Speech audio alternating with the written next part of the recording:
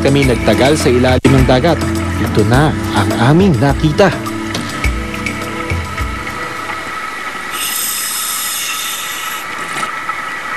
Mga naglalakihang barakuda.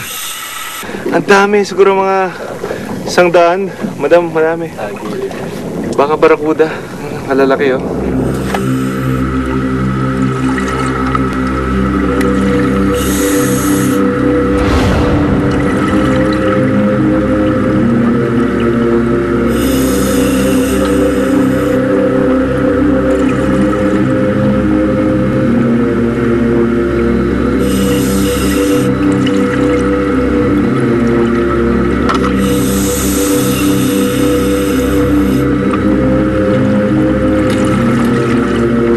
At may mga tila gwardiya sa building nagbabantay malapit sa barko. Namataan namin ang ilan dito. Ang blue spotted ray, stonefish at cuttlefish. Nakakaaliw man kung tignan, hindi biro ang taglay nilang laso. Maganda itong dive na to.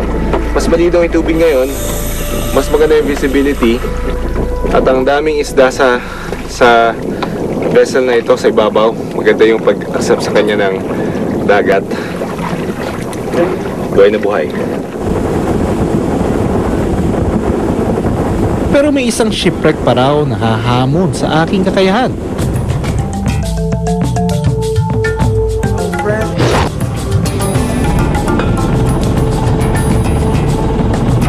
Pagpasok dito, dahan-dahan lang.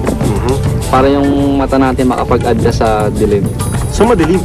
Pagpasok mong biling, pag bigla mo pasok, madilim siya. Para ang pumasok sa kwarto na madilim. So dahan-dahan mag-adjust. Kailangan ng flashlight. May draw tayo ng mga flashlight para kung gusto natin magtingin-tingin. Pumunta sa may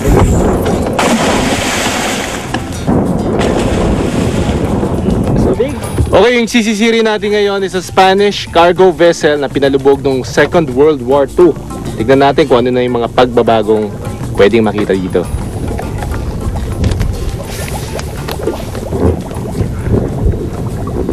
Yeah.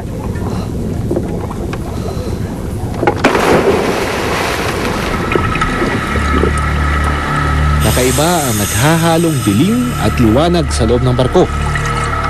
Kitang-kita ang paglipas ng panahon sa bawat sulok nito.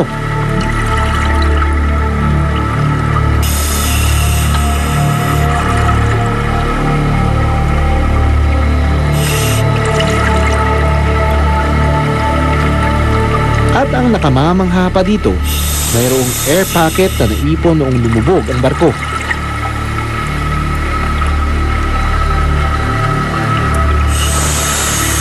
May nakita kami itong air pocket.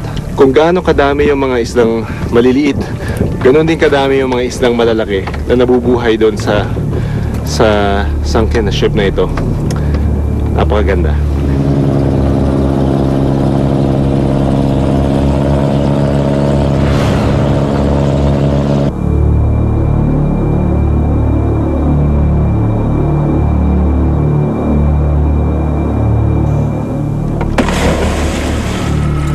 Taong 1898 nang lumubog ang barkong San Quintin, isang galleon ship o barkong pangkalakalan. Dahil gawa sa kahoy, halos wala nang natira sa galyon.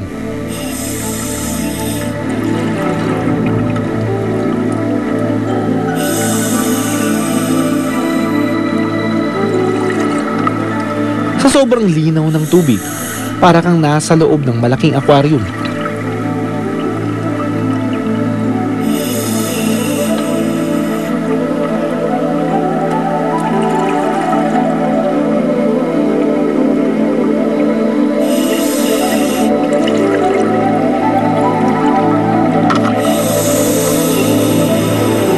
Dito, may nabubuhay pang mga endangered na giant clams na mahigpit na ipinagbabawal na kunin sa ilalim ng dagat.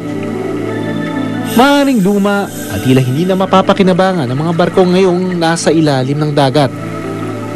Pero nagsisilbi silang paalala ng ating nakaraan. Kaya naman, pati mga dayuhan, nahuhumaling rin sa Subic shipwreck dive sites. Most people learn to dive, I think, to look at the reef and to see fish initially, don't they? And then you realise there are shipwrecks and things which are in diveable depths, and most of us, I think, are drawn to that. Hindi lang pinag-aaralan ng mga dayuhan ng mga shipwreck sa bansa. Mayroon din na dito ginagawa ang kanilang training.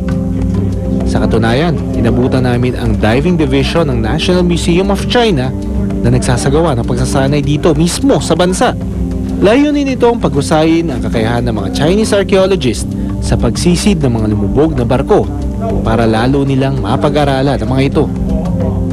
The focus of their trip this time is training that they can take home to China first and access and survey some of the wrecks that they know they have there. Nakakatuwang isipin na marami pa rin ang humahanga sa mga ganitong barko, hindi lang dahil bahagi na sila ng kasaysayan o kaya naman ay instrumento sa pag-aaral, kung hindi dahil napakikinabangan sila ng kalikasan. Kaya naman ang mga diver ng Subic, puspusan din ang pangangalaga sa mga shipwrecks dito. Dahil sa kalaunan, tao rin naman ang makikinabang. Dinarayo ng mga turista, maninisid, mga dalubhasa ang mga lugar na kagaya nito na may mga shipwrecks para suriin ang pag-aralan ng mga ito. Pero kung tutusin, matagal nang lumipas ang kanilang kapakinabangan. Pero si kalikasan, nakahanap pa rin ng paraan. Ako si Doc Fertz Resio, born to be wild.